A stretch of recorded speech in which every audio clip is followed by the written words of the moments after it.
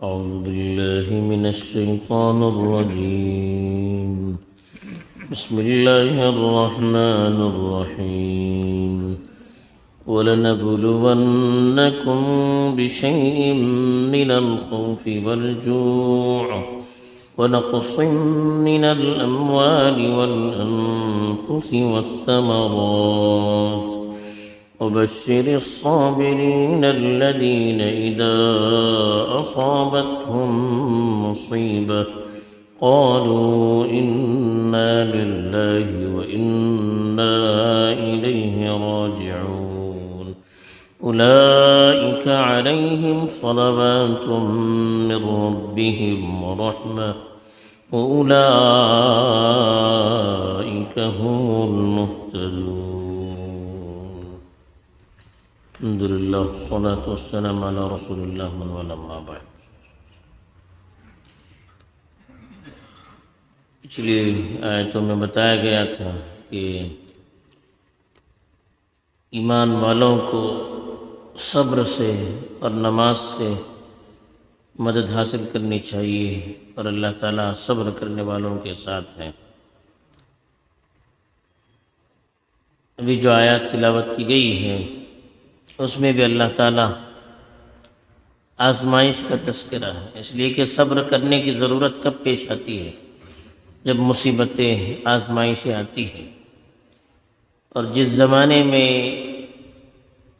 یہ آیتیں نازل ہوئی تھی اس وقت مسلمان بڑی آزمائشوں میں مبتلا تھے، اور اللہ تعالیٰ کی یہ سنت رہی ہے کہ وہ اپنے بندوں کو آزماتا رہتا ہے تاکہ دنیا کے سامنے اس کی حقیقت ظاہر ہو جائے. اللہ تعالیٰ کو تو کوئی ضرورت نہیں ہے کسی کو آزمانے کی. اللہ تعالیٰ جانتے ہیں کون اپنے ایمان میں پکا ہے، کون پکا نہیں ہے، کون کھرا ہے، کون کھوٹا ہے، کون ظاہر میں ایمان کا دعویٰ کرتا ہے، کون حقیقت میں مومن ہے.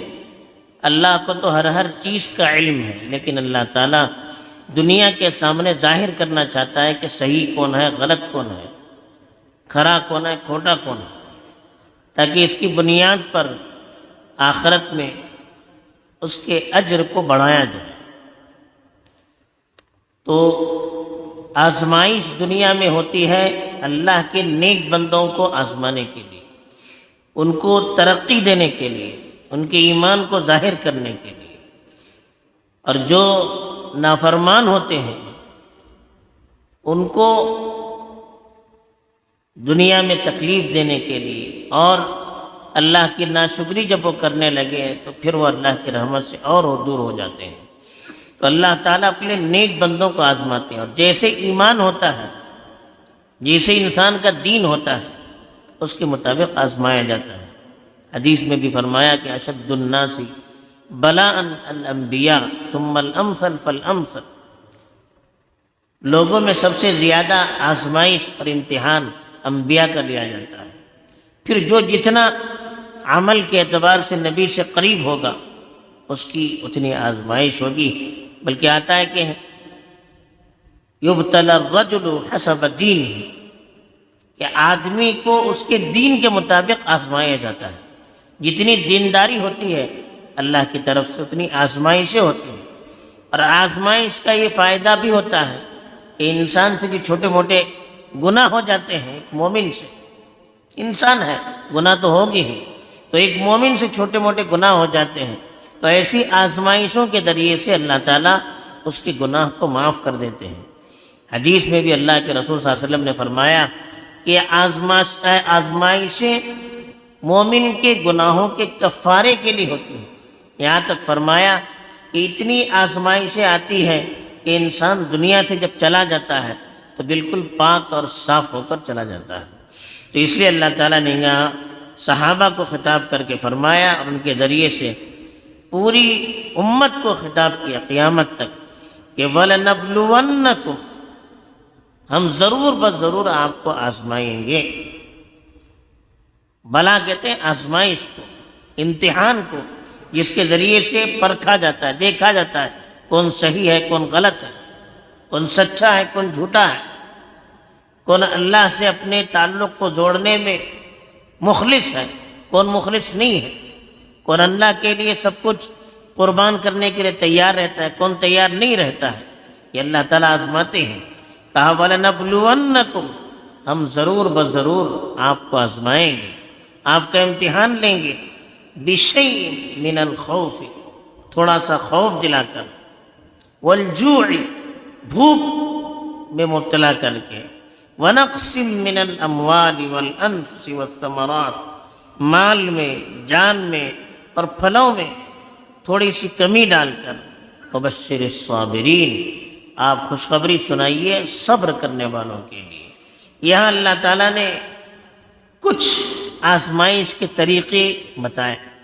کبھی اللہ تعالیٰ خوف میں مبتلا کر کے آزماتا ہے، دشمنوں کا خوف ہوتا ہے، آفتوں کا خوف ہوتا ہے، آدمی پریشان رہتا ہے، یہ بھی اللہ کی آزمائش ہے۔ لیکن اللہ کا صحیح ہے، تھوڑی سی، زیادہ اللہ تعالیٰ آزماتے نہیں ہیں، تھوڑی سی آزمائش میں اللہ تعالیٰ مبتلا کرتے ہیں تاکہ بندے کا ایک امتحان ہو جائے کہ وہ جو ایمان کا دعویٰ کر رہا ہے اس میں پختہ ہے یا کمزور ہے۔ اسی لیے کہ آزمائش ہی میں حقیقت ظاہر ہوتی ہے۔ نارمل حالات میں تو سب برابر رہتے ہیں، لیکن جب آزمائش آتی ہے تو جو کمزور ایمان والے ہوتے ہیں وہ فوراً پلٹی مار دیتے ہیں۔ حالات آتے ہیں تو فوراً پلٹی مار دیتے ہیں، لیکن مومن چونکہ جانتا ہے کہ ہمیں اللہ نے بھیجا ہے، تو جو بھی اللہ کی طرف سے فیصلے آتے ہیں وہ ہمارے حق میں بہتر ہی ہوتے ہیں، وہ ہم کو آزمانے کے لیے ہوتے ہیں۔ پھر وہ مزید اللہ کی طرف سے، اللہ کی طرف متوجہ ہوتا ہے، اللہ کی طرف رجوع کرتا ہے، اپنی اصلاح کی فکر کرتا ہے۔ تو اس لیے کہا بِشَيْءٍ مِّنَ الْخَوْفِ، تھوڑا سا خوف دلا کر آزمائش میں اللہ تعالیٰ مبتلا کرتے ہیں۔ کبھی ظالم حکمرانوں کو مسلط کرتے ہیں، اب ان کا بھی خوف رہتا ہے، کب ان کی طرف سے آزمائش آ جائے، کب پکڑے جائیں، کب اور کوئی گرفتاری ہو جائے، اس طرح کی آزمائش، کب کوئی دشمن ٹوٹ پڑے، کب ہماری پونجی لٹی جائے، یہ آزمائش، یہ خوف رہتا ہے۔ صحابہ کو بھی اللہ تعالیٰ نے اس طرح سے آزمایا کہ اللہ کے رسول تک کو اپنے لیے پہرے دار مقرر کرنا پڑا کہ کہیں دشمن حملہ کر لے، کہیں ہمیں پکڑ نہ لے۔ اسی طرح کہا والجوع، کچھ بھوک میں بھی اللہ تعالیٰ مبتلا کریں گے۔ کبھی قحط سالی آتی ہے، کبھی آدمی روزہ رکھتا ہے، برداشت نہیں کر پاتا ہے، طاقت نہیں ہوتی ہے، یہ بھی ایک آزمائش ہوتی ہے۔ کبھی اور کوئی ایسی مصیبت آ جاتی ہے کہ آدمی کھا پی نہیں سکتا، بھوک میں مبتلا ہو جاتا ہے، بھوک بھی اللہ کی طرف سے ایک آزمائش ہے۔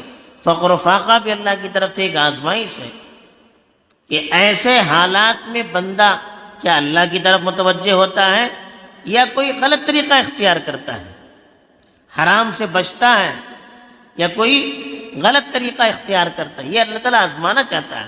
کبھی ہوتا ہے بھوک میں، مصیبت میں آتا ہے تو آدمی سوچتا ہے کہ جب حلال طریقے سے نہ ملے تو حرام طریقوں کو اختیار کرے۔